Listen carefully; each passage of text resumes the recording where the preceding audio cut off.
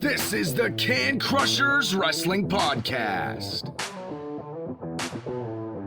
The following contest is scheduled for one fall.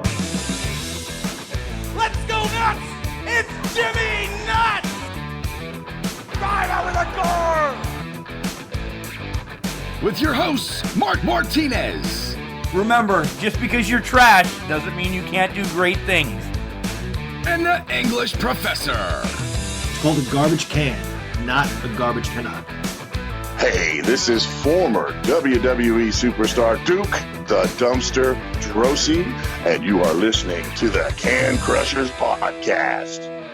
And welcome to another Skyped edition of Can Crushers. I'm your host, Mark Martinez. Joining me from 3 houses away is the Guru, and joining us from 3 hours away is the English Professor. Gentlemen, how are you doing? Hello, Mark. Hello, listeners. No Chad? Alive, coronavirus-free, and kicking the piss out of Madden 2020. Already, John, you don't say hi to Chad. You say me and the listeners. Chad can go after himself. Sorry, yeah, that was rude. Holy cow. Good morning, Chad. There you Good go. morning, John. We exchanged our pleasantries before we started recording. We do. We really Chad do. and I did. For about 20 minutes, we always do, folks. You don't understand what Yeah. kind of a shit show this turns out to be that we're so far away. It's that kind of day. Guys, I want to bring up some news right off the bat. This Wednesday, we had a spotlight with the Code Red Wrestling Heavyweight Champion, Trevor Gage, and we were talking about this, that, and the other, and about what this coronavirus has done. Literally, less than 8 hours ago, I was back in touch with Trevor to see what's going on, and he released that he is now quarantined for 14 days. He has the coronavirus. So I don't know if you guys saw it, that I put it up on Facebook instantly after. He sent me a little something to do. Just please keep Trevor Gage in your thoughts and prayers as he battles through this virus. This is now somebody that I didn't know, there's my air quotes, anybody that had this. Now I know somebody, and it's closer. It gets closer every day, guys. It's a good point, and it's well said. Yeah, it does get closer every day. Yeah. From what I've read, things are getting better, but we have to keep at it, guys. Yeah, I hate to say it. You know, usually I'm kind of the one to buck the system and question the system a little bit. But, you know, guys, if you can't wear the mask when you go out and stuff and everything like that, don't be one of these idiots that make CNN or what other news for starting a brawl in Walmart because they asked you to wear a mask. Just do it or don't go out. It's that simple. And for the love of the good man above, don't be like the Florida governor and wear the mask sideways. Jesus, I didn't see that, but apparently you have more time to sit at home and watch CNN. Unbelievable. Oh, it was shooting around on Facebook. He was out in public running, had the mask on sideways, and asked his aide. He couldn't figure out why the other strap was hanging down below his chin. That's for his second chin. He hooks it on your second chin. I don't even know who this guy is, so I'm sorry. All right. So we had a lot going on in wrestling this week. Let's do some news before we attack some of the events that went on this week. And there's nothing else to start with, but did anybody actually count how many people were released from the WWE? Talent, behind the scenes, referees, NXT, and the list can continue to go on. And I think it will. Rough week, so to speak, for some wrestlers, and I'll let you guys tackle this, and then I'll say something at the end as well.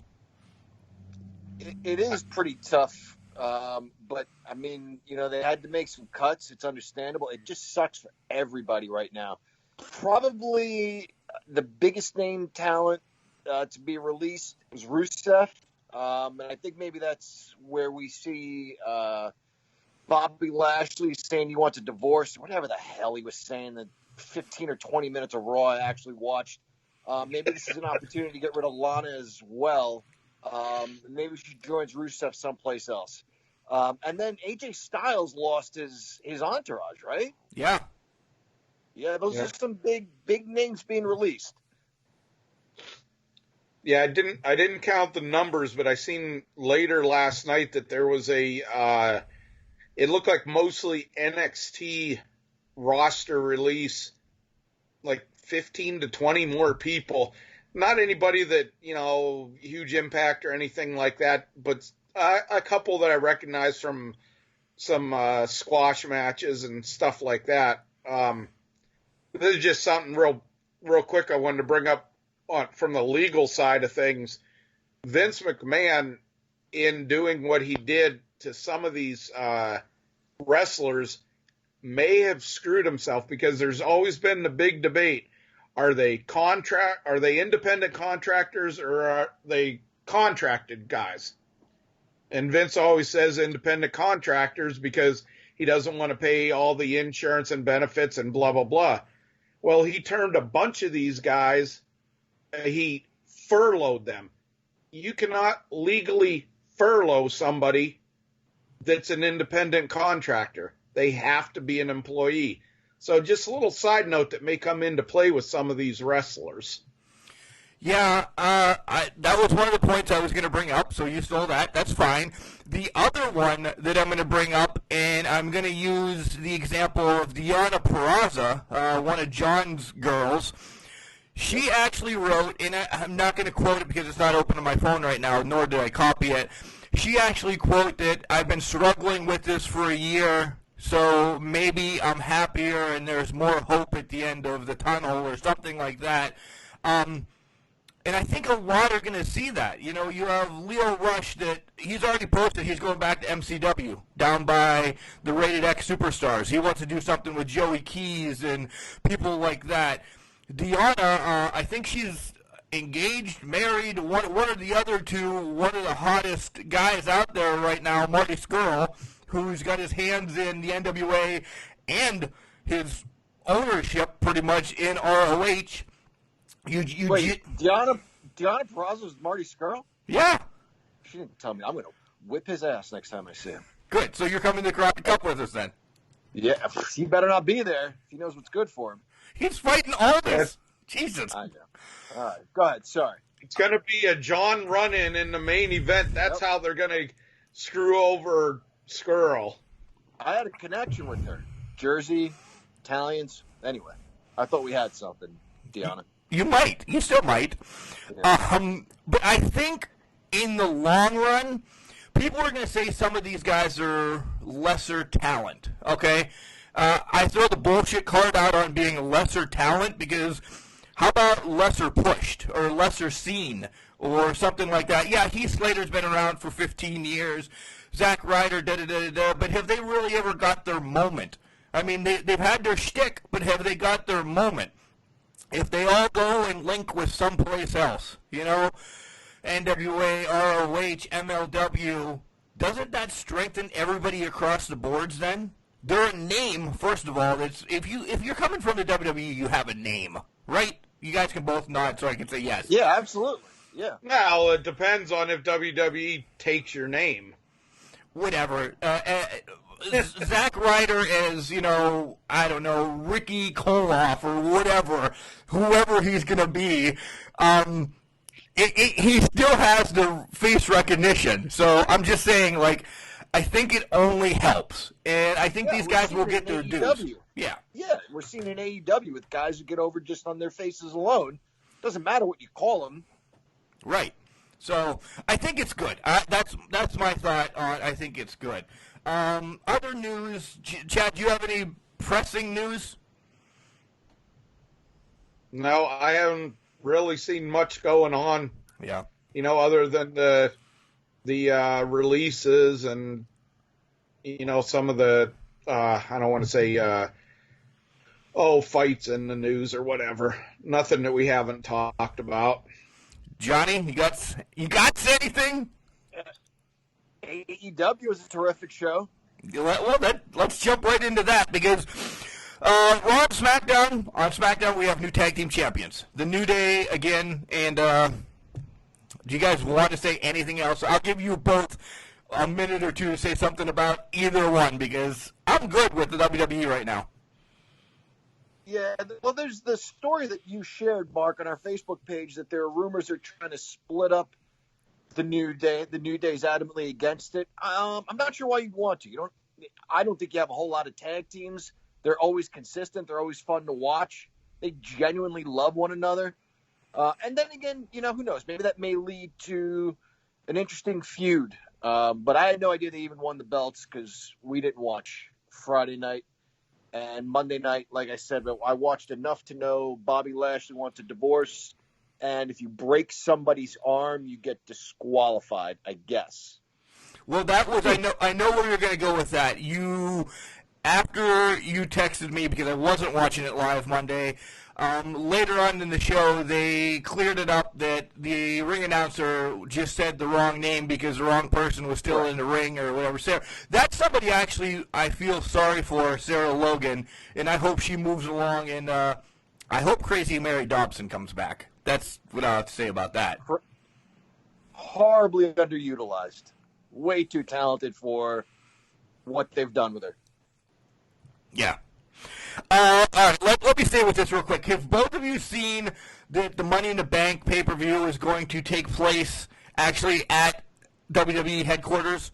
You have to start on the ground floor, and then you won't win the Money in the Bank briefcase until you're on the roof. So I'm already putting this into being a Chamber of Horrors type match that's going to go oh so wrong. First thought that came to mind. One at a time, boys. Go ahead. Go ahead, Ted. I was say the Dungeon of Doom. This is nothing going to be nothing more than a fustercluck. Yeah, that's the first thought that came to my mind. I don't know. I hate to be skeptical, but I don't see this being entertaining.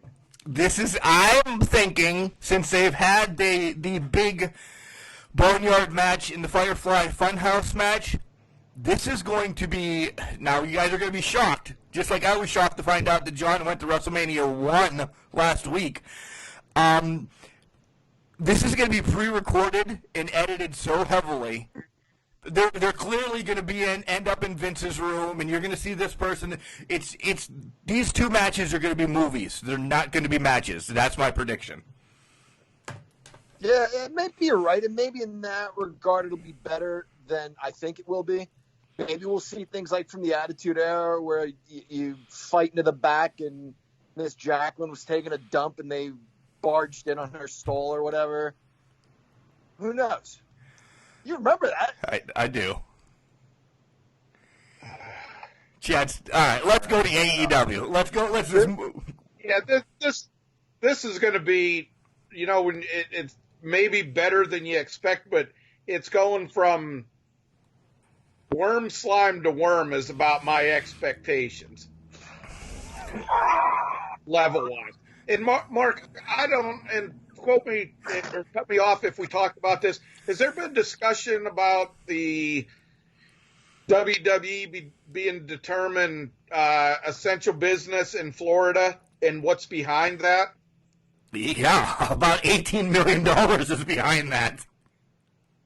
Well, yeah, the money, one thing, but both of the McMahons appointed to Trump's whatever the hell team to talk to about reopening the country. Yeah, well, if that doesn't scream bribery, then no, come on. That is. Go ahead, Mark. Go ahead. Well, I'm just curious where AEW falls into all of this, guys. It's not essential. If baseball is not essential, you want to talk about big money, legitimate. Pardon the phrase, legitimate sport competition. Vegas is involved as far as betting goes. That's not going on right now in front of empty ballparks. What's essential about wrestling? Doesn't AEW fall into that same category? How'd they get the green light? Well, AEW's taping in Florida now too. I don't know where, and I could be wrong, but it looks like they're in like a concourse of Jacksonville's, the Jaguars stadium, because you see all the, once in a while you get a random shot that you get kind of some empty seats, or it's an open area where they're shooting. I'm just guessing. If it's out there, call us all idiots, but I think they're filming where the Jacksonville Jaguars play because the Cons own that. Wouldn't it make sense? You don't have to pay anybody rent then.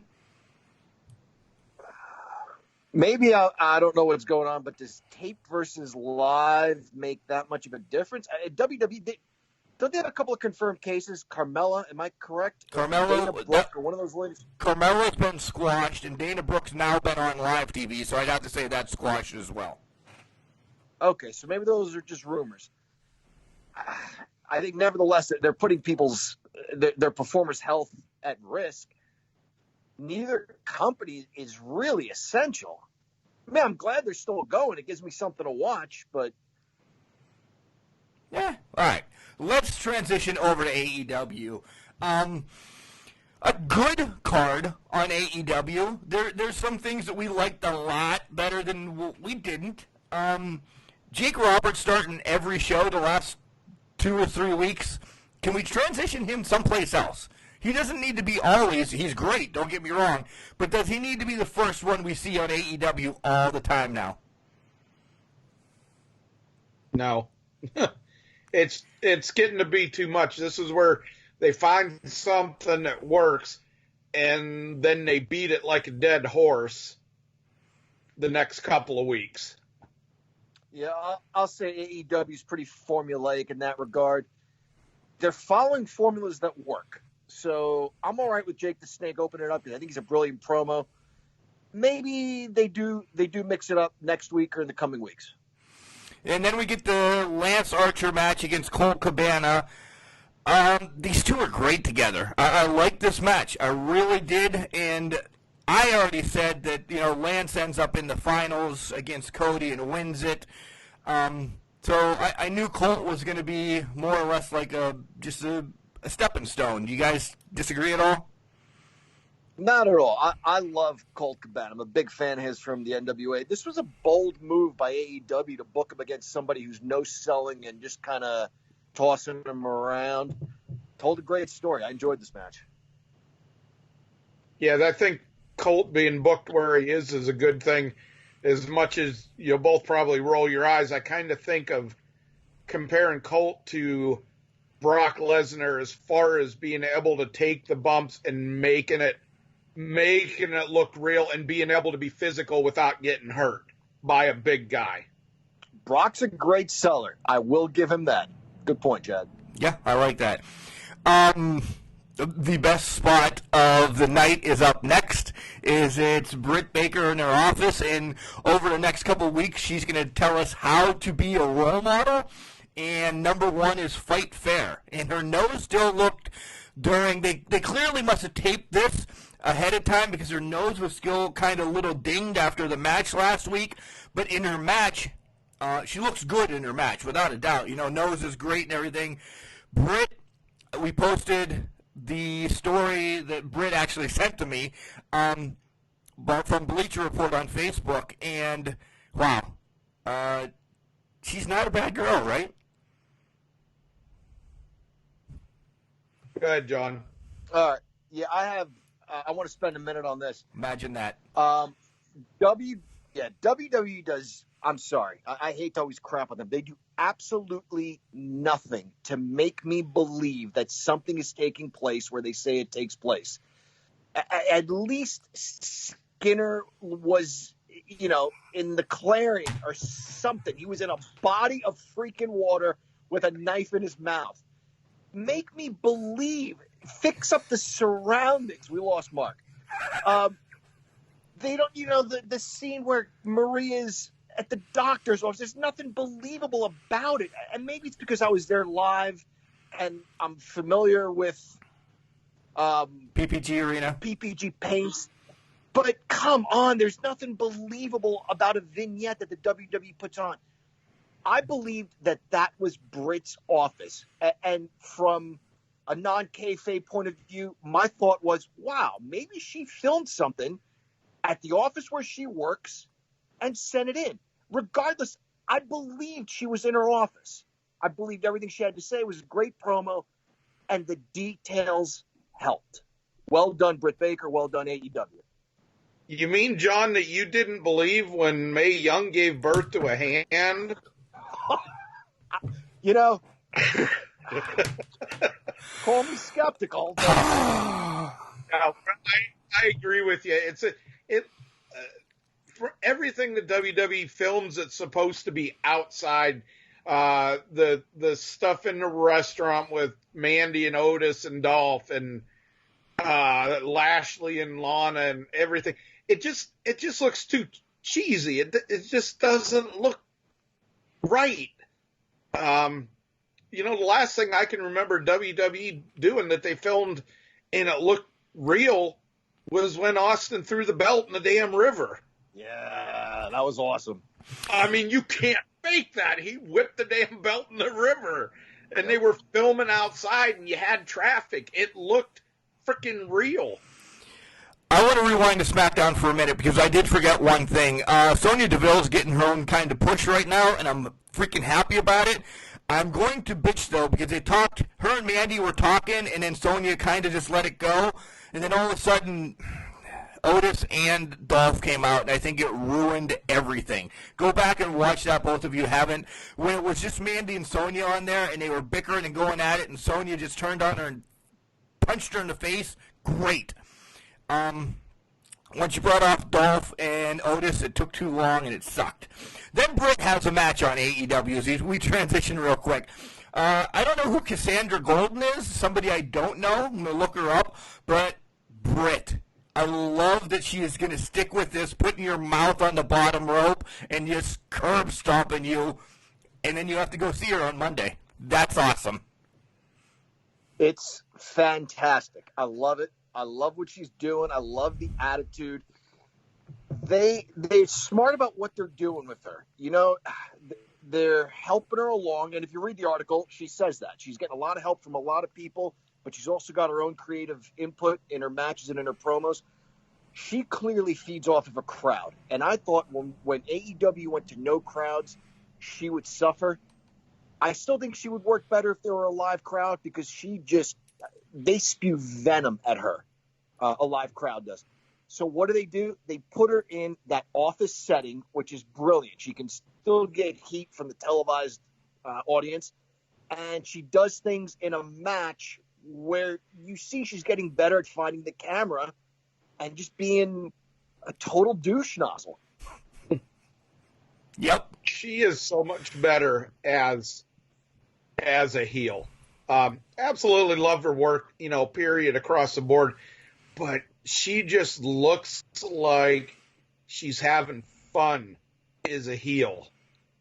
And yeah, the whole curb rope stomp thing, oh, that's just bad. But, she's doing a service to the community. She feels bad for beating them. So, she'll help them out in her office the day after.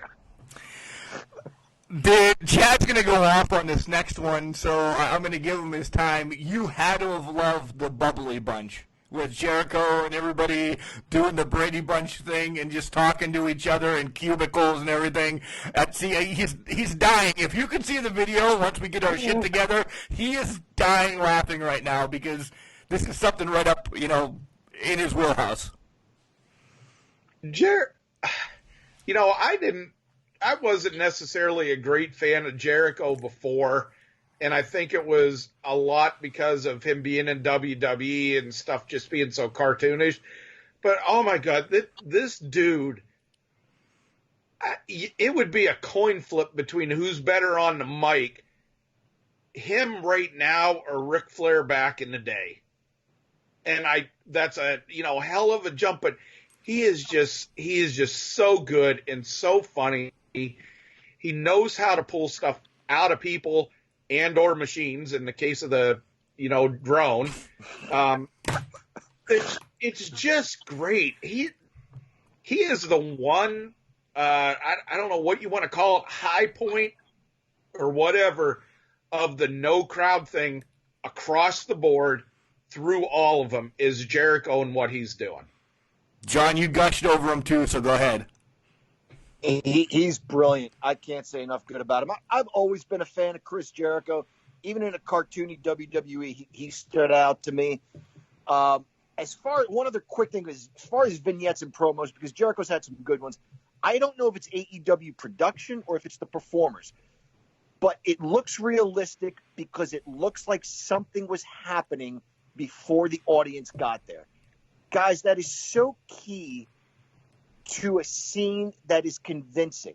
Too often, WWE looks like someone just said, and action, and they're like, oh, wait, what? They're always caught off guard. It looks phony. AEW's promos, vignettes, whatever, their scenes, they look like something's been happening before we ever got there. And Jericho's a big part of that because his promos and vignettes look exactly like that. This was the Brady Bunch thing was great. It was so funny. Next matchup, we have my boy, the Spanish God, Sammy Guevara, taking on Pineapple Pete, Sugarton Duncanton, as Ethan called him back in the day, Such D. I've always been a big Shug D fan. We saw him at IWC. He brings down the house. Jericho's called him Pineapple Pete for the last 3 weeks. Again, it's awesome. Yeah, you can't say anything more about it. It's that good. It's humorous. Those are good entertainers. I still wish when Guevara sticks his tongue out, somebody would kick him in the chin or smack him in the top of the head. But he's good. He is very good. It's good to see him get a win. It's cool to see somebody else that we saw live getting a little bit of a break. Yeah. Kip Sabian and Penelope Ford against Chuck Taylor and Orange Cassidy. I love Trent from Best Friends. Chuck Taylor reminds me of I don't know, dirt on the bottom of somebody's soul or something. I just don't like him. I wonder at which point we move forward with Orange Cassidy's shtick. He's doing some different things, like he can hardly be bothered to give a high five or pound on the mat with any sort of enthusiasm. It's funny. I just worry that this may run its course very quickly. And then what do you do?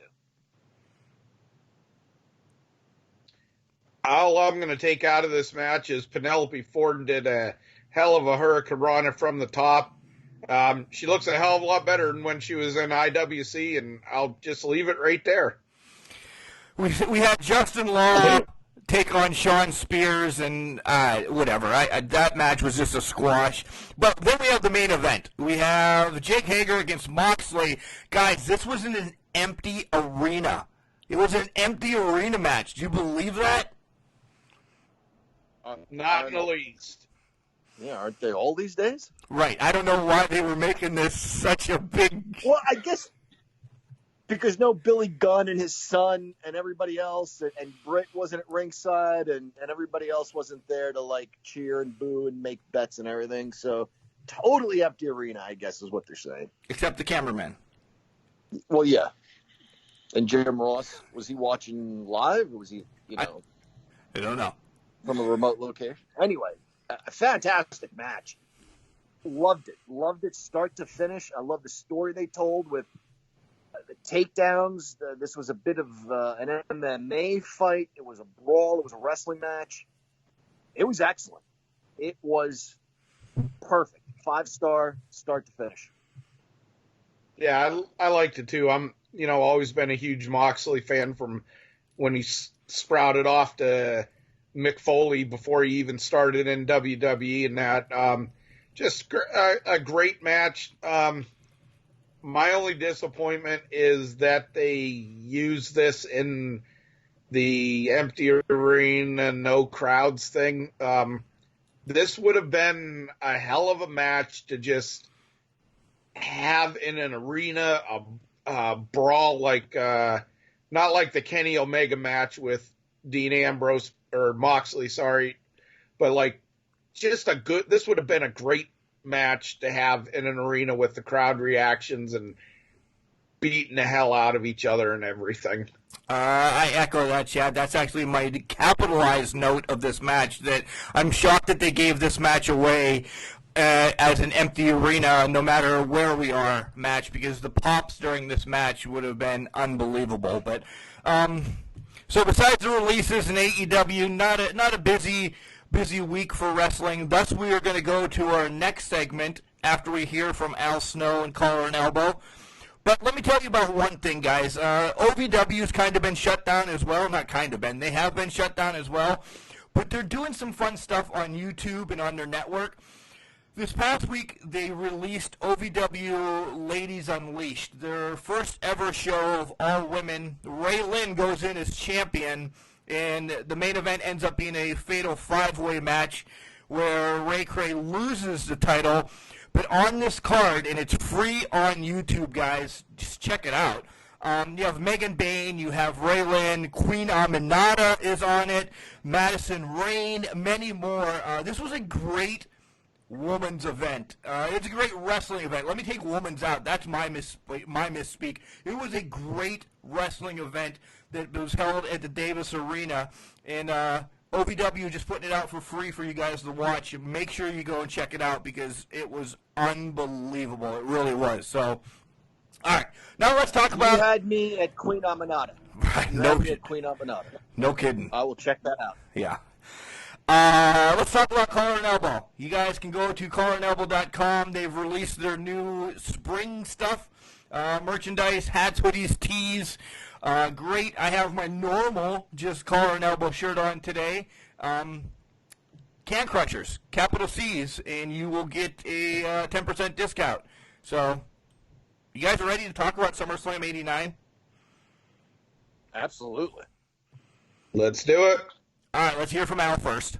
Wrestling. A love and a passion we all share. I've started a wrestling brand. The wrestling brand. A brand founded on the aspects of wrestling. Two entities working together to create a product that connect emotionally for people everywhere. Collar and Elbow is the brand. Passion and love for wrestling is the drive. I am Al Snow, and this is Collar and Elbow, the wrestling brand.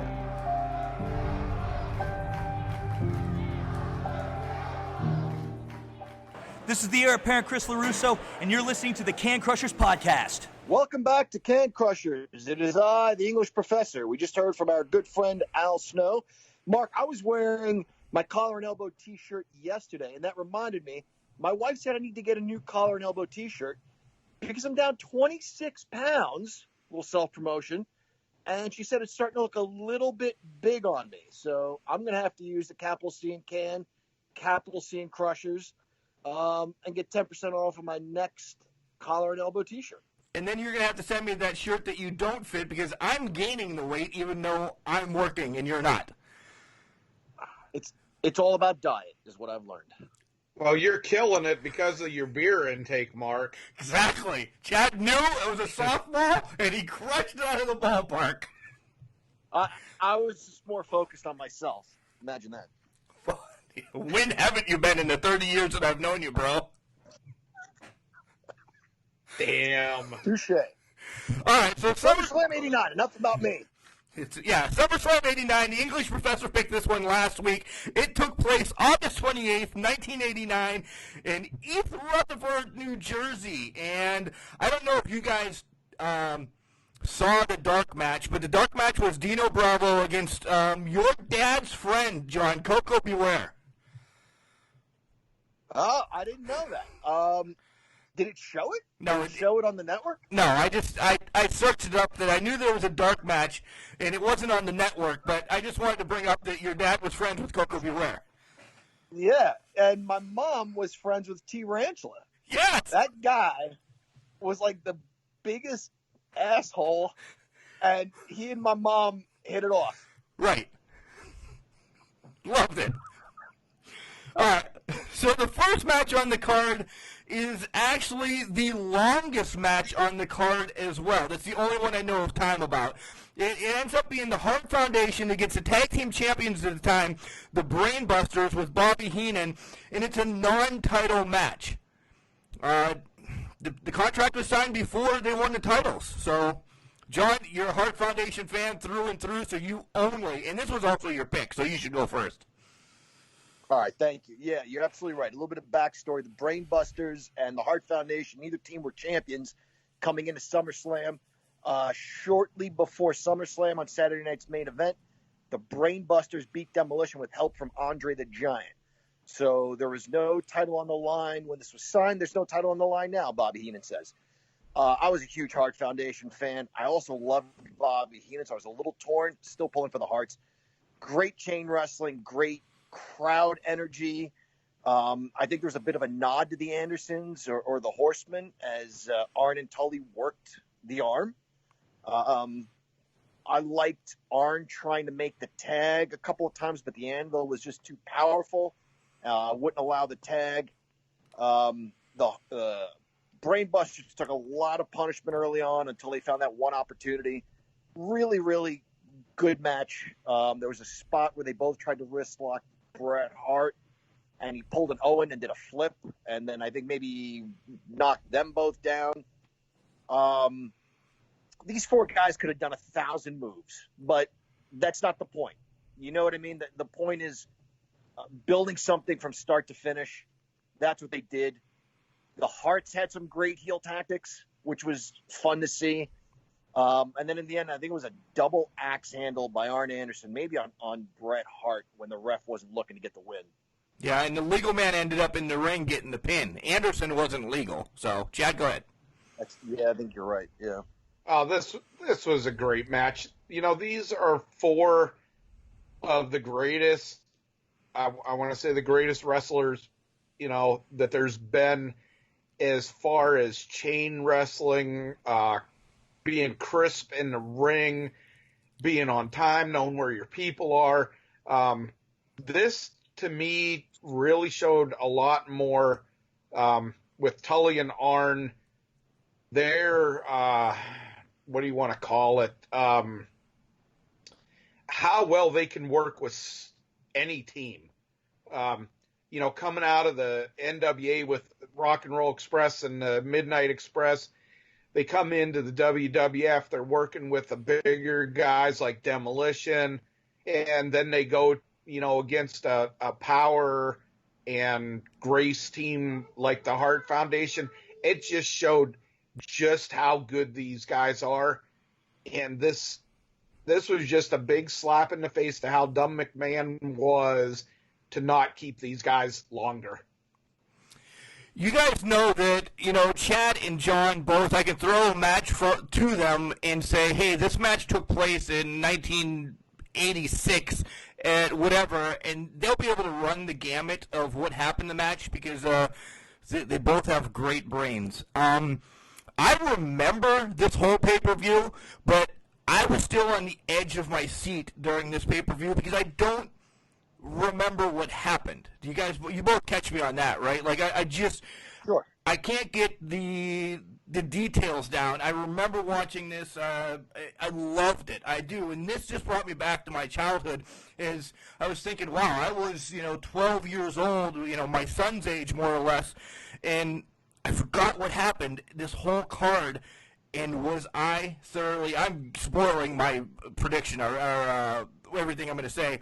I was thoroughly entertained, start to finish from this, and this was the most technical match of the night. This was a great match, probably one of my favorites, and man, I loved it. I loved it, and perfect that Anderson, my boy, gets the win for the Brainbusters. Best match of the night. Next up, Dusty has an interview. I don't know if John has anything to say about interviews this week. Not this one. I do, but not this one. Of course not. Next matchup is the Honky Tonk Man with Jimmy Hart against Dusty Rhodes. And it starts with a strut-off, more or less. They're both just strutting around. And as much as we all, poke fun at Dusty wearing the polka dots, he sold the shit out of this better than anybody could have. He went to the bank. He absolutely did. Well, just another thing that Dusty, even though he was a big guy, he wasn't Mr., technical like Flair or Steamboat. Dusty could have a great match with a broom. I'm surprised how much time this match got. When you consider the next match, and we'll get to it, barely got 5 minutes maybe. This match got a good 15 or 20, I think, is what it seemed. And it was very gimmicky. Like you said, they strutted, and there was a lot of showmanship. And the megaphone got involved, and the guitar got involved. It's interesting to see Honky Tonk Man here 2 years earlier, easily the biggest heel. At that point, bigger than the $1 Million Man, who was kind of new at the time. 80 loses to Warrior the year before, and by this point, he's one match removed from opening the card. Still a fun match. Dusty was so over in the WWF. He was so over with the crowd. I think he was in a chin lock, and Jimmy Hart's shouting into the megaphone, and just that is getting a crowd reaction. Simpler times. Yeah, I was never a match or a fan of the Honky Tonk Man. It was like, oh my God, what a bad gimmick. And I'll just say, the best things that Honky Tonk Man ever gave to wrestling was shake, rattle, and roll. I like the after-match interview, Mike in the face thing, that after he got hit by the guitar, he was so disoriented, he was calling Jimmy Hart, Priscilla, or Lisa, or one of them, that he didn't know where anybody was, and he was just... Honky was good. He really was, and, you can't take that away from him. Dusty gets the win. Next up, we have Demolition and Hacksaw Jim Duggan with Demolition. That didn't gel, but apparently it does. So, what an interview. The promo. Yeah. Okay. I thought you meant the match. I'm sorry. No. Yeah, that just was a lot of. I didn't really get anything from. I didn't get a lot from a lot of the promos. Maybe we'll talk about Hogan and the Barber and their promo a little later, if you don't mind. That's. I guess we were gonna. So the next match is actually Mr. Perfect against the Red Rooster. On paper, Curt Hennig against Terry Taylor is a dream match. These guys could have wrestled in a pair of socks and just whatever stupid thing you can think of. But this was Red Rooster's demise. It was Curt Hennig's coming to fruition to be Mr. Perfect. And this match was like 3 minutes, and thank God, because everybody knows how much I like the Red Rooster. Yeah, this was such an unfortunate match. These guys wrestled so many times in the WWF.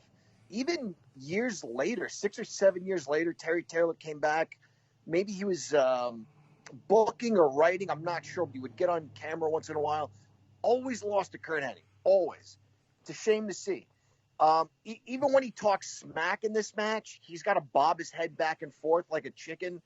Just so stupid. It's so stupid and such an insult to a guy who's one of the best workers and had great matches with the very best to ever lace up a pair of boots. I'm just going to say great talents, crappy match, and that's it. Next up, we have the Rick Rude interview. It was good. Nothing to write home to, though. No. Yeah, no, I agree. It was all right. Then we have, this is where I have a little bit, so I'll go first a little bit. You have the Rougeaus and Rick Martel taking on the Midnight Rockers and Tito Santana.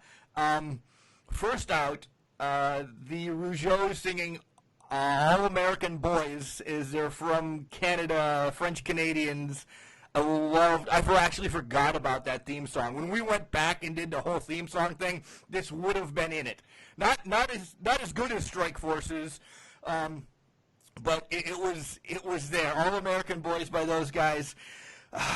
Always a fan of Rick Martel, no matter what he was. Rick Martel in the AWA, Rick Martel. The model got a little hokey, but it was good enough for me. What I have to say is poor Tito Santana. Poor Tito Santana. Strikeforce has 6 months prior to this, and he is just so broke and just trying to make money that he can't buy new tights or boots. He's still wearing his old Strikeforce stuff. Just could not move along to get anything. He was buried, so he wasn't making money to buy new gear. Or he was holding on to the past. Maybe he was hurt. He came out of semi-retirement, if you guys might remember. He was doing Spanish commentary. Came out of semi-retirement to join Rick Martel when Tom Zink skipped town. I said the opening match was the best match of the night. Man, this one's close too. This was incredible. Double leapfrogs, double cross body blocks, double drop kicks. Excellent 6-man tag team match. I think Jannetty took a bit of a beating, but also Michaels eventually gets the hot tag. Great match. There was one point they're triple teaming or whatever. They've got the tag rope, I think, around Michaels. Obviously, Santana and Jannetty want to get involved. Clear as day, you can hear Jacques yell to the referee, "Don't look yet!" And the ref turns back around. What can you do? Those things happen. Still, great match. And I actually had forgotten who won. I was pulling for the Rockers and Tito Santana. I thought they were going to pull it out at the end. Kind of a similar finish to the opening match, though, where the wrong guy gets pinned after a double axe handle or something, some sort of move that is essentially a strike that knocks the guy out, and Martel pinned the wrong guy. This was, to me, how a 6-man tag should be formulated, how it should be done. Not overblown spots, beating the hell out of one guy, getting a hot tag. It was a lot more believable than nowadays where, 4 guys are taken out, they're laying out side the ring, taking a siesta while the 2 guys finish the match. That was not this match. Not just another great match, great talent all the way around, even though, Tito Santana and Rick Martel were both kind of on the back end of their career, but it was a really good match. Yeah, I agree with both of you that the 6-man match, there was 2 6-man matches on the card. This one, which stole the show, the next 6-man match we'll talk about, it was not as good. We have the Ultimate Warrior taking on Rick Rude for the Intercontinental Championship.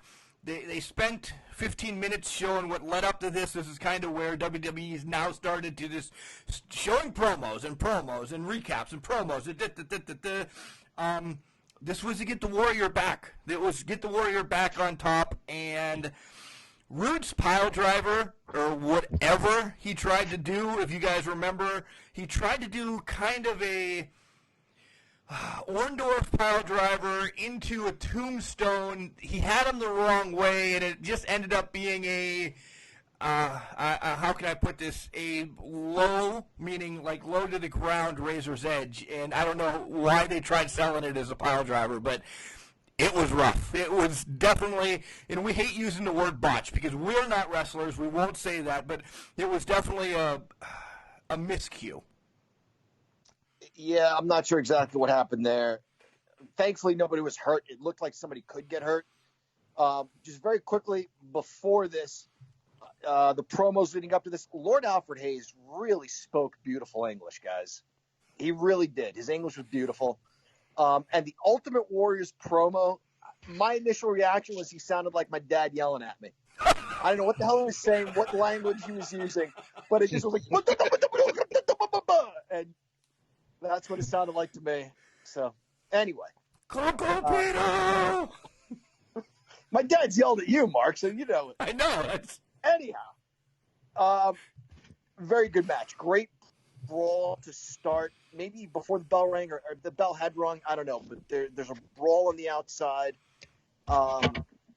Rude worked a nice match to the point where you could feel the crowd's frustration a little bit because they wanted the Warrior to come back. Leading up to this, Roddy Piper had a run-in with Rick Rude where he started to give out like a Rod awakening where he would kiss a woman from the audience, and it pissed off Rick Rude. He claimed Rick Rude had bad breath.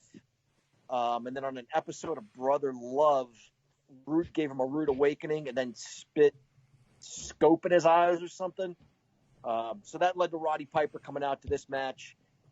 I really think he was bare-assed under that. If you look, or he was wearing a thong, I don't know. With a jock strap. He mooned him. He had a jock strap on to cover his beans and franks. Yeah. Yeah, so he mooned him, and that pissed off Rick Rude, and it helped Warrior get a belly-to-back suplex off the second rope. Some shoulder blocks, and maybe the press and splash, and that was that. Heenan managed three champions, 2 different titles going in, and left with just one title. This was, a typical big guy match. This match was one that really showed how good of a worker Rick Rude was to work with, and I'm not talking ill of those that are dead, but the Ultimate Warrior as a wrestler was bad. This showed what Rude could do as a wrestler. He made the Warrior, I don't want to say he made him look like $1 million, but, probably about $750K is what he made him look like. You saw it because now that we know that the Warrior blew himself up, any Ultimate Warrior match that I now watch, I kind of have a stopwatch going to see when he is blown up in the match that he needs some rest holds. Yeah, Rude, the worker of this match for sure.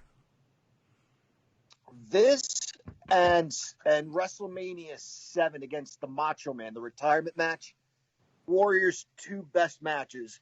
Look who his opponents were. Right. Hey, Mark, there's one thing that we missed that I wanted to bring up. It has a little bit of, I don't want to say historical significance, but something. Before the Rougeau match, there was a interview with Mean Gene Okerlund with the SummerSlam logo. Did you guys know the history of this interview? No, bring it to us. Is this the one where like something fell in the background or something? Yeah, the logo fell in the background at on air live. Mean Gene, fuck. I don't think he knew they were shooting or it was a natural reaction. Yep. And then they tried to cover it up by going to Schiavone and Ventura, and Schiavone's sitting there with his, jaw hanging down to his stomach, and Ventura's like, well, looks like about damn time that troublemaker Okerlund's going to get in trouble. No, God. But I don't know where the hell I went. Maybe to get a beer. On the network version, they obviously totally edited it out, and if you didn't look into the history or didn't listen to it before, you would have never known about this. It was just funny because when you see it, you can find a clip on YouTube. Gene swears and he's like, oh shit, which doesn't really help a lot. Not after you get done saying fuck, it doesn't. You might as well just go all out.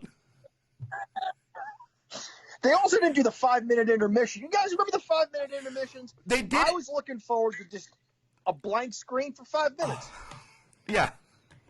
I was going to write that. I wrote that down because after the Warrior Rude match, we have like 6 interviews of people just, it starts with Mr. Perfect, then it's transitioned into Piper, and then Rugged Ronnie Garvin just walks by, which that whole shtick is bad.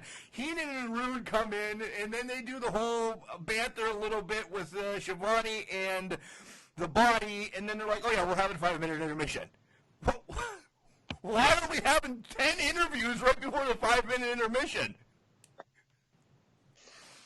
I miss the intermission because you used to be able to hear individual conversations. Remember, like, must have been the following year, Sapphire no-shows against Sheridan. You could hear people in the crowd talking about what they think happened to Sapphire. Yeah. They should have done just 5 minutes of that. I was looking forward to that. I was bummed they didn't do it. The WWF logo just like bouncing off like a screensaver or something. Yep. Would have been great. So after the intermission, we have a 6-man match that I think took way too long. It's Demolition and Demolition Duggan, King Duggan, I don't know, against a team that weighs a ton. You have Andre the Giant, Akeem, Literally, in the Boss Man. The downfall is Andre is a shell of himself by now. He is just shuffling in and out of the ring, and it was rough. Least, even with the Perfect and Red Rooster match, I love them. This was my least favorite match. Whatever. With the other 6-man match, this was buried. I agree that even my son, who's 10 years old, was watching this with me and said, Andre the Giant really doesn't look good. It was that obvious. The guy had very, very little to anything left. I can't even think of a spot. They could have just gone with the typical beat up on one guy, get the hot tag, all 6 men in the ring. And maybe that even happened. I don't even know. But there wasn't a memorable thing about this match. This could have been, at best, an opening match, probably a dark match would have been suited better. It is what it is. Just nothing special with that. And Demolition being kind of somewhat faces just never worked for me. He does slam both guys, which is crazy, crazy power by Smash. I did want to mention that. He slammed the Boss Man, then turned around and picked up the Gang, who was, even if they're lying, the guy had to be 400 pounds, and slammed him with ease. That guy was unbelievably strong. Next match was more for pomp circumstances to get the rivalry going with somebody else. It was Valentine against Hercules. There's times I forget Hercules existed. The cool Hercules, not the Power and Glory Hercules. That was pure trash. And not on his part. Paul Roma was just god-awful. Garvin was a special ring announcer, and he's like, and here comes Hercules. Now, here comes a guy that wears yellow pants and yellow shoes, and his hair looks like a Barbie girl that wore, silicone. It was just way too much. This was way too hokey for me. Yeah, it was just dumb. Even as a kid, I remember thinking, because Garvin lost a retirement match to Valentine. I remember thinking Valentine was done. I remember going into that thinking, well, maybe this is Valentine's retirement. Garvin is pretty new. Garvin lost Valentine reverse the inside cradle, so now he's done. He applies for a manager's license, a referee's license, a timekeeper's license. Like Rocky, I just got to be around it. And Garvin just needed to be around it, I guess. But it was always Valentine's matches. Like, what are the odds of that? He couldn't announce another match or ref another match. His introduction is like, he claims to be from Seattle, Washington. Maybe he is. Why is that a reason to brag? Or to knock the guy? What the hell is wrong with Seattle, Washington? This is so dumb. And that's not a good job of ring announcing. I've given this more time than it deserves. The match was garbage. Again, Hercules was watch some Hercules matches. That guy was very, very good. What else do you need to say about Valentine? But this wasn't about the potential of this match. This was about Ron Garvin and Greg Valentine. And Hercules, at this point, even before Power and Glory, was so buried. This was bad all around. I'll just say, did anybody catch the interview before this with Ted DiBiase's racial interview and name calling of Jimmy Snuka. We weren't talking interviews, so I didn't bring it up. So, but go ahead. This is your spot now. Oh, no, I was just like, that's how bad this match was. I don't even, just thinking with the stuff going on now and has been going on with Cornette and then last week Jerry Lawler.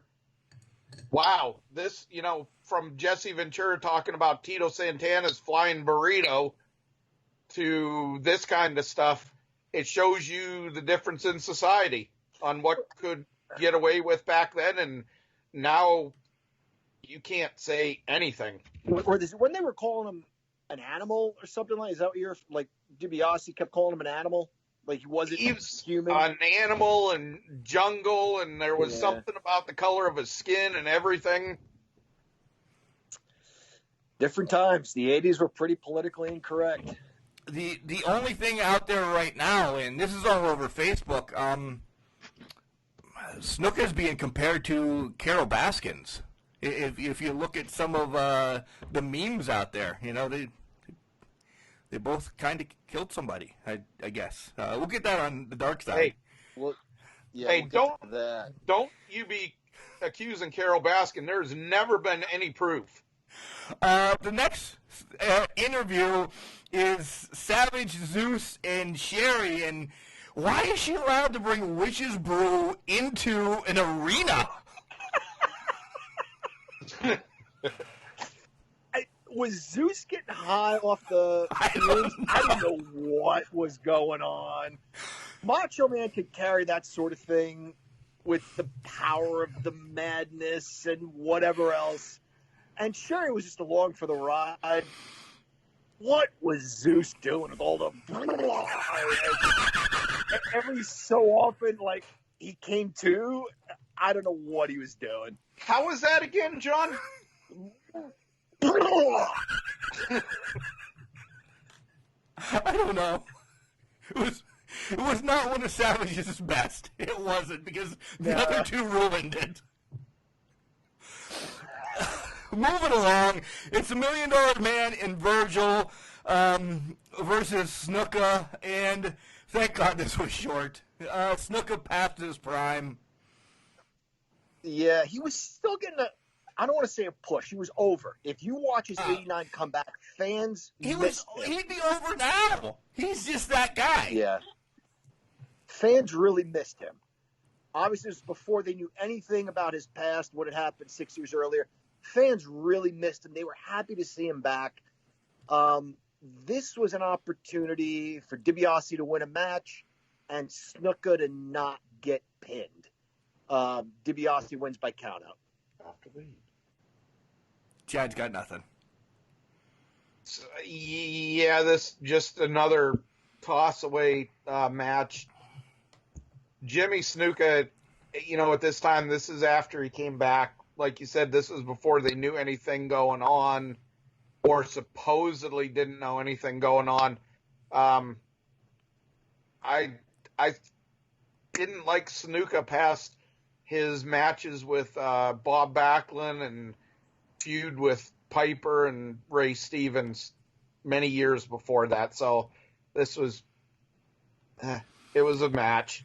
All right, I'm going to hand this off to John for a minute, as he's going to tell us everything wrong with the Hulk Hogan and Brutus the Barber interview, and I'm going to go get some water so I know I have plenty of time. All right, thank you, Mark. I didn't find anything particularly wrong with this interview. It's just the next time I travel to New York or New Jersey to see family, I'm going to try to make sure I have Hulk Hogan and Brutus the Barber Beefcake with me, because traffic pulled over. Once they saw Hulk Hogan and Brutus Beefcake were in the car, they stopped. They got out of the way because the power of the Mania and the Barber was too much for the bridge to handle, and the expressway was going to blow up.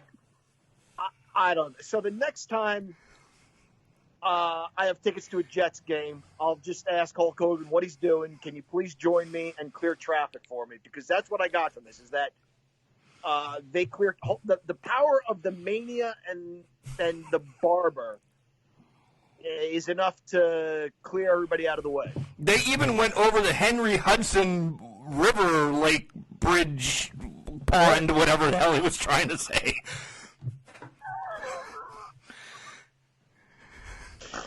Yep. Chad didn't like this interview either, huh?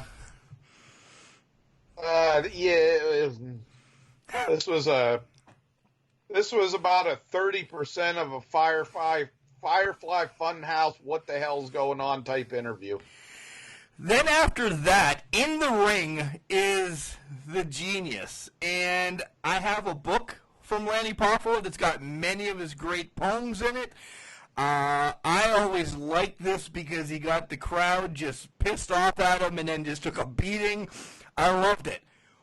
What in God's name did he say? He had nothing. He was doing more haikus than poems or soliloquies, and I just, what the hell was he saying? Holy cow. Haiku and soliloquy, not haku and slickwy or whatever you said. I liked him being in the ring for this because a couple of times the WWF dropped hints at what we already knew, that Lanny and Randy were brothers. What? He also was the master of ceremonies when the Macho King was crowned, which was pretty cool. He's a genius. He and the Macho Man crossed paths a couple of times. It was cool to see. Nothing. We get to... Now, I'm getting a delay here, guys, so I apologize for that. Lanny Poffo, Randy Savage, the whole brother thing, not leaking it out, I think that is a beginning stages, early stages of McMahon not wanting to recognize superstars that were great with other federations. Because you go back to the Mid-South and stuff like that, holy cow, Randy Savage, Poffo against the Rock and Roll Express. First time somebody ever went through a table, Randy Savage gave Ricky Morton a pile driver through a table. Yep. It's just the thing of McMahon not wanting to recognize, give a little teaser, but not wanting to fully say, yeah, these guys have been together for 20 years or something like that. He gets off on it. If I'm being honest, my belief, Vince McMahon gets off on it. So we have the Macho Man and Zeus, guys. You remember Zeus from No Holds Barred. If you haven't seen that movie in a while, don't watch it. No. He's going to take on Brutus the Barber Beefcake and Hulk Hogan. And I don't know. This was, not liking wrestling technically and everything, I love Savage in this match. And that's all I really have to say about this match. Yeah. Agree. Love Savage. All the spots you could predict, maybe with one or two surprises. Macho Man was great. Zeus no sells for a while. It becomes like Rocky versus Ivan Drago. Eventually he breaks down the big man. And as far as any surprise goes, it was cool to see the Barber get the sleeper hold on Zeus. Had a little bit of an effect, but ultimately Zeus was just too much of a monster. And of course, in the end, it takes the power of Hulkamania and the leg drop to get the win. It was not the leg drop. The purse actually took him out, then the leg drop happened. Oh, that's right. Yeah. The purse. Yep. Yeah, the purse that was loaded with a brick. It was very weighted down. Did you see the purse? That's in my notes. The purse was it was a handbag more than a purse, but it was just sagging. So there had to have been something in it. What the hell did they do? Fill it with concrete? Just pour concrete in there and let it dry? I don't know. It was. You could have just sold it as anything. Put a can of snuff in it so there's an indent or whatever and say it's metal or whatever. But they legit put something in this handbag and it was bad. But even that, all it did was just Zeus was whoa, what was that? And then it eventually took its effect on him. And at the end, of course, Hogan and Beefcake get the win. And Sherry gets her hair cut off. Yeah, she took a beating. She got bumped around. Sherry was the best, man. She was so good. She was so far ahead of everybody else, other women wrestlers, everything like that. She just, when she took stuff, did she overreact a little bit? Yeah, a little bit, but she still was in there. She could hang with anybody. Absolutely miss her. Yeah, I agree. All right, let's do the ratings. And, of course, once again, this was SummerSlam 89. The English professor brought this one to the table. So we'll go with him, we'll go with Chad, and then we'll wrap it up. John, what's your rankings, and what else do you have to say about this? I loved this way back in the day. SummerSlam was my favorite pay-per-view. You had to follow SummerSlam to have a payoff, because what I mean by that is there was a history behind SummerSlam. Ultimate Warrior wins the Intercontinental title at each of the first two SummerSlams. Mr. Perfect loses the Intercontinental title at each of the next two. Warrior wrestles Rude 2 SummerSlams in a row, once for one belt, once for the other belt, in a steel cage. The Hart Foundation, it's like being a fan of a sports team. You follow them till they win the championship. They lost to Demolition in 88. They lost to the Brain Busters in 89. They finally beat Demolition in 90. Always loved SummerSlam, at least the first 5 or 6 years. That being said, it didn't hold up as well as I thought. First half was brilliant. Second half, a lot of it could be thrown away. I'm going to give it 4.5 beers. To me, this card was, I want to say, geared a lot more towards the younger ones, early teens and stuff like that, because it had the characters more so than the substance. If you take out the Hart Foundation and Brain Busters match, there wasn't a lot of substance to this show. I would be stretching it, giving it, honestly, a 3-star or 3 beer to me. I'm going to go 4 as well. This was, Chad, you said it perfectly. This was when John and I were 12, 13 years old, so it was geared at us. It was geared, hokiness and everything. Did some of the stuff that we talked about, relegate some points? Yeah, it did. It really did. But I said I was on the edge of my seat because I remember it happened, clearly. But did I remember what happened? No, and I enjoyed watching it, yesterday morning. I love waking up Saturday mornings, getting my couple cups of coffee going, and then watching these pay-per-views that we remember back in the day without TCI Ted having to come to my house and, delay it for about 20 minutes. So, it's great. Those were infuriating times. They really were. Guys, next week we are going to do something that we've had planned for a while. Before we take a break, I'm going to release it. I don't know if they both know, but it's going to probably be a surprise to both of them. Next week's show, we're not going to do a pay-per-view. We are going to... Oh, what the hell? Go ahead. What do you got in mind? We are going to do our Ask the Can Crushers. We got some questions and emails. We're going to take some more this week from social medias.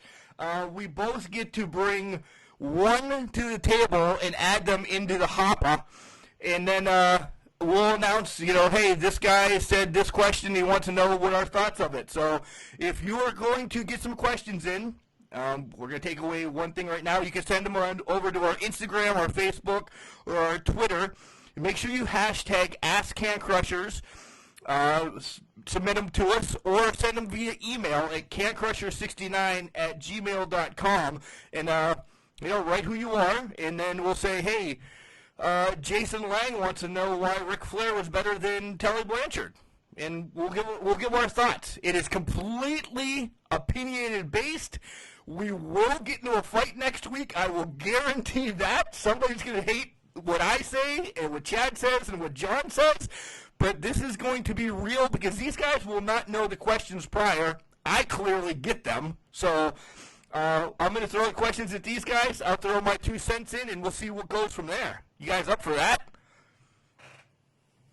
So if I'm understanding, someone emails or whatever, Instagrams, Facebook's questions, you choose them because you're the boss, and then present them to us live. So we have no time to prepare. Correct. All right. I'm up for it. The only thing I want to say is if the man dime gives any questions, no. What about if the dime piece does? That's a different story. All right. If the man dime gives any questions, I swear I will make a toilet paper mache of him and post it everywhere. Oh, that's going to happen anyway. At the IWC after party in October, that's going to be actually a contest. Remember we came up with that? We'll give away It'll get done before then. Okay. All right. All right, let's take a couple-second break here, re-energize, and come back, and somebody has finally watched some Dark Sides of the Ring. Now he wants to make it his own segment. He wants to make it his own segment and talk for another hour about it, and that would only be one person. John, do you know who that is? I don't know because I expressed no interest to do that. I watched 4 or 5, 6 episodes. I want to touch on them. I certainly will not make it another hour. Anyway, go to break. This is the fashionista of professional wrestling, Calvin Couture. And I'm glad you're listening to me, but I don't really know why you're listening to this podcast. But whatever, they paid me a lot to say this. So enjoy Can Crushers, I guess. And we're back to Can Crushers, the final segment, or what we're now going to call the John talking about Dark Side of the Ring catching up part. So I watched, I'm guessing 5 or 6 episodes. Well, wait a minute. Wait, you have to make sure that you tell them the whole story. Like everything, texts coming to me, because you clearly throw yourself under the bus. Okay. So, I thought it was something fairly new. I've always been behind the 8 ball with everything in my life. I'm late to every party. And so I come across episode 5, season 1, and I kind of lose my shit. And I'm texting Mark, how many seasons are there? And he said, just last season and this season. And I was like, I just saw season 5, episode 1. He's like, that's just not possible. And I went back, and it was episode 5, season 1. So anyway, I wasn't 100% sure of what was out there, and I never even asked Mark. This is what a good friend is. He just sends me a list, and I was like, it's like you're reading my mind, because I need to have that list. I need to go through and check them off. I didn't watch them all. You guys are both pressuring me about New Jack. I was not a New Jack fan. I wasn't an ECW fan. Mark, all you've told me is what a dick the guy is, so I have no desire to watch it, but I will. And then as far as a brawl for all, those were some good fights. Like, they were what I would expect out of 2 wrestlers. They were just big wallop face-punching matches, and they were fun. And they were shoots, apparently. And so you had, like, Bart Gunn against Justin Hawk Bradshaw, which fans went crazy for. Who knew? I can't imagine it's going to be a great episode, but both you guys keep saying I need to watch that one. I haven't watched that one yet. I'll tell you what I watched. I watched the... Go ahead, Chad. Go.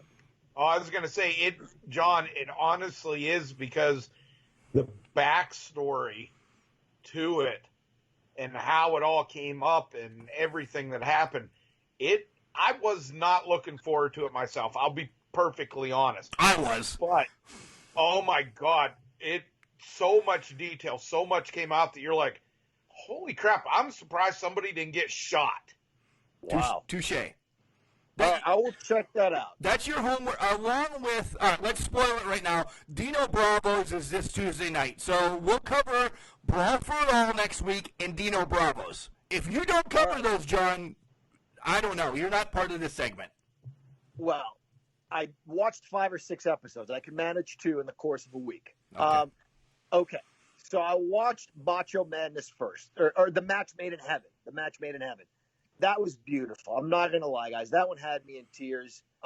Bruce Pritchard talked about that's what they wanted. The full circle love story, even with the divorce and being friends in the NWO. They genuinely cared about one another. That was a beautiful story. Didn't really tell me anything I didn't really know. Kind of knew Macho Man was a psychopath, and Hulk Hogan and his wife were like, you need to relax. I'm not a fan of Linda. I don't know what it is. Just watching her talk, I just do not like her. Don't like her. I watched Chris Benoit. Well, I watched Superfly Snuka next. Again, that one didn't tell me anything I didn't really know. I'm not gonna say I don't like making things about myself. I do like making them about myself. I'll make this about myself.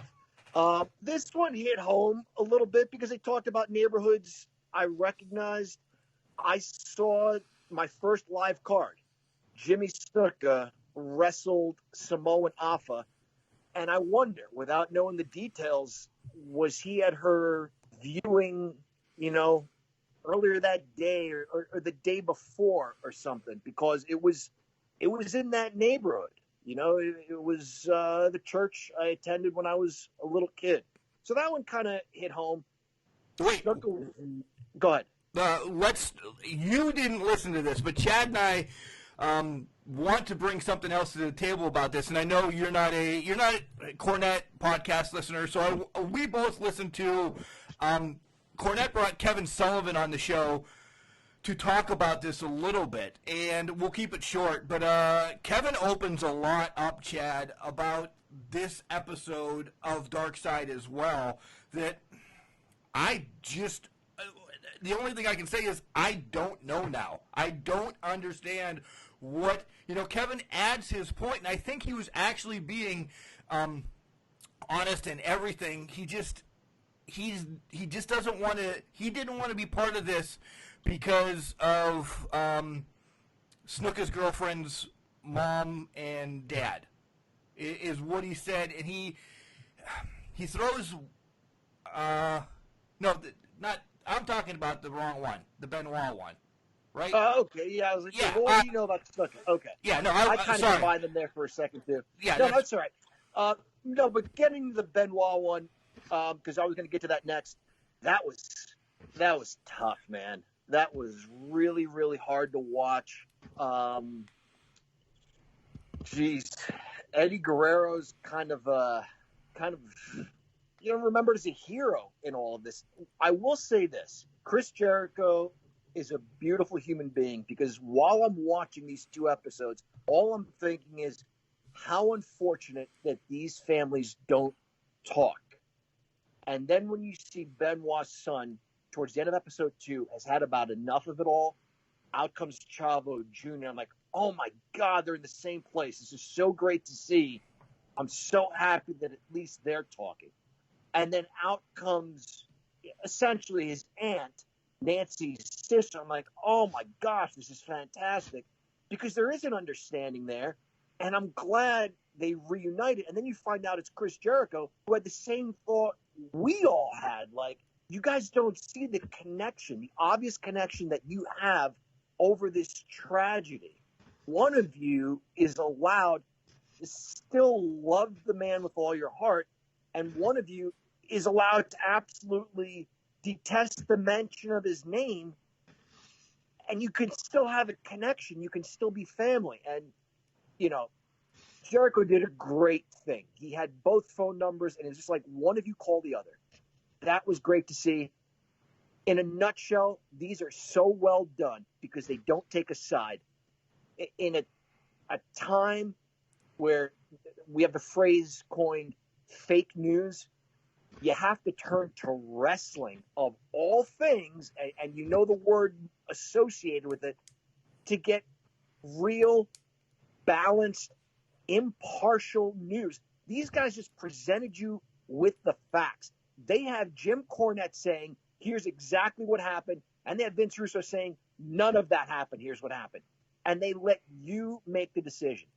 Great documentaries all around. John, you need to watch the Von Erichs as well. You'll love that one. I did see that one. I enjoyed I'm sorry, I did forget about that one. I enjoyed the Von Erichs as well. But that was amazing. Kevin just climbing trees and watching his sons wrestle, and that one was tough. I had heard rumors that his parents split. I didn't want to believe that to be true. Apparently it was too much for his mother to handle, and she left his father. That's really sad. I had no idea Fritz lost his mind and pulled a gun on his only remaining son. And his son still has all the admiration in the world for him. Yeah. Chad, go ahead. I want you to talk now because the Kevin Sullivan part of the Benoit thing, like I said it all during this whole show that you guys remember better than I do. I didn't take notes on it. I just sat here and listened, and it was strong. It was also, it hit me in the feels listening to Kevin Sullivan too. So go ahead. Yeah, just before I hit that, I just want to say, the Von Erich one, that was so sad. That family, from Jack being electrocuted to David, Kerry, Mike, Chris, Kevin going to kill himself, you never knew this stuff. There's never any inkling unless you were in their circle in that area. And then, Mark can agree with me when we were at WrestleCade last year to have the world-class wrestlers say, the Von Erichs were not liked by wrestlers. They not hated, but it was like, oh shit, I got Kerry tonight, or oh, I got Kevin, so I might as well plan on a broken face or something like that. Just a sad thing. But to the Benoit one and Cornette having Kevin Sullivan, I came into this with a open mind about it, and I'm telling you, you have no clue really what the hell goes on or what went on, because there's so many different stories. There's only one person that I'll throw out of the whole story making mode, and that's Vince Russo, because he's an asshole. And he's made his career of stabbing anybody that he could in the back if he could make money or get his name out there. And I know wrestling has that as a whole, but this guy takes that to a whole new thing. So, but you just don't know. Kevin, he seemed genuinely upset. He wasn't in the dark side of the ring because he didn't get the okay to talk about it from Nancy's parents. He wanted the okay for them to talk about it.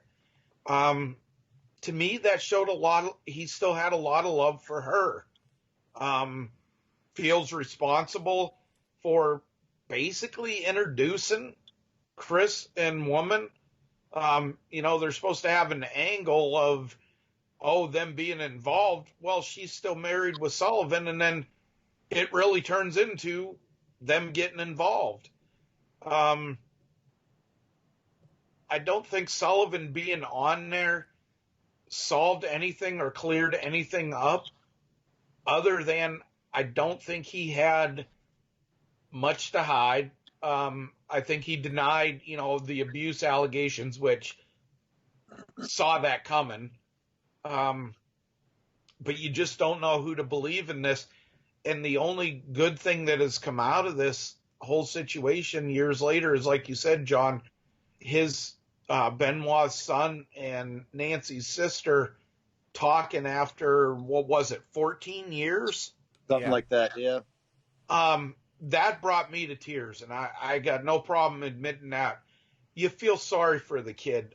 Bullied online, he should go kill himself, all this stuff. To anybody who says that to anybody under any circumstances, you're a piss poor human being.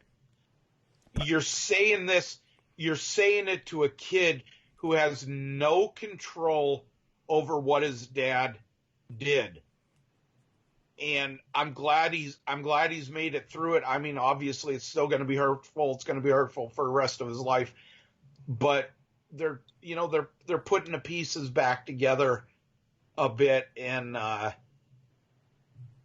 the whole thing, it just sad. Chris Benoit was my favorite wrestler, of all time. It's just, I hate to use the pun, it's the dark side of the business. Well said. Well said. So, again, this Tuesday night at 10 o'clock is Dino Bravo's story that the three of us are just stoked about. We'll also cover Brawl for It All next week. But let's transition into closing this up as we are coming down to our final four for the coolest gimmick tournament. The semifinals will start Tuesday and Wednesday, and then the finals will happen this Friday on our Facebook page. Make sure you get over there and vote. Today, Ric Flair is taking on The Fiend. Ric Flair's not a gimmick, guys. The Fiend is a gimmick. That's what I said, and it was tied last I checked. So if you're pulling for one of these guys, make sure you vote, because Mark hates draws. Yeah, I do. So make sure you get your votes in. Like I said, Tuesday will be one semifinal. Wednesday will be the other one. Maybe we'll put some hokey stuff in there. We already have another tournament in the hopper. Once we square it away, we have we have it in the hopper. I'll just tell you that. Next week we will be doing Ask Can Crusher. So again, make sure you get your questions in via email or any place on social media. We'll throw the questions at these two jackoffs. And head over, and our website has all our shtick where you can find it. Where we'd like to go, we can't even post that anymore because everything is canceled until unbeknownst. I don't know. What do you guys have to say to wrap this up? Wow, kind of a full show. Am I looking forward to anything? I look forward to AEW every week. Not really looking forward to any WWE programming. Like I said, they've lost me. I'm looking forward to Dino Bravo. Not wrestling wise, I'll just say AEW is the only one that I watch. If there's something hits in the reviews that might interest me with the others, I'll go to it. But honestly, I haven't even done that in 2 weeks. I'd just like to say on the wrestling note, y'all remember Tracy Smothers of the Southern Boys, Smoky Mountain Wrestling. He's been diagnosed with a very aggressive form of cancer. There's a GoFundMe page out there. There's a lot of wrestlers talking about it. Everything from the Cauliflower Alley Club, to Cornette and stuff. If you can, guys, throw a few bucks his way. He's in a really bad situation right now. Yeah, he really is. Other than that, tonight, if you guys are looking for some wrestling, if this is going to get up in a decent time, last year's Crockett Cup is available to watch live on NWA on YouTube. Chad and I were there. We talked in depth about it. John, you need to catch up and probably watch that. We won't talk about it again, but you should just watch it because it's great freaking wrestling. Chad and I said match of the year last year, Aldous against Skrull.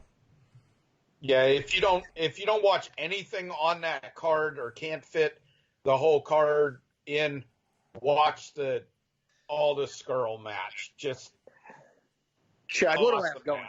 What do I have going on? I will watch the whole thing. Well, we've heard that excuse over Dark Side of the Ring for the last month, so. All right, fair enough. All right, guys, we're going to wrap it up. Thanks to Cauliflower Alley Club. We do love those. Thanks for bringing them up, Chad. It was time to bring them up again on the podcast, guys. These guys do great things for people that have wrestlers that have, lost their lives, medical conditions, and everything. They give back. We always bump you back to listen to the B. Brian Blair interview that we have that you can find up on any social media podcasting site or our website. B. Brian Blair talks intensely about that. Collar and Elbow, we love them. Use Can Crushers, all one word, capital C's and Can and capital C and Crusher. And remember, both of you, you're both big pieces of trash. But that doesn't mean we can't do great things. Because it's called a garbage can, not a garbage cannot. One time I tried to set you up, John actually caught on, and you shit the bed again. Go back to sleep. Oh, you freaking messaged me a few minutes after 10. Hey, we're going to do the podcast. I'm calling you. It's because I was singing and drinking last night. Guys, have a good week.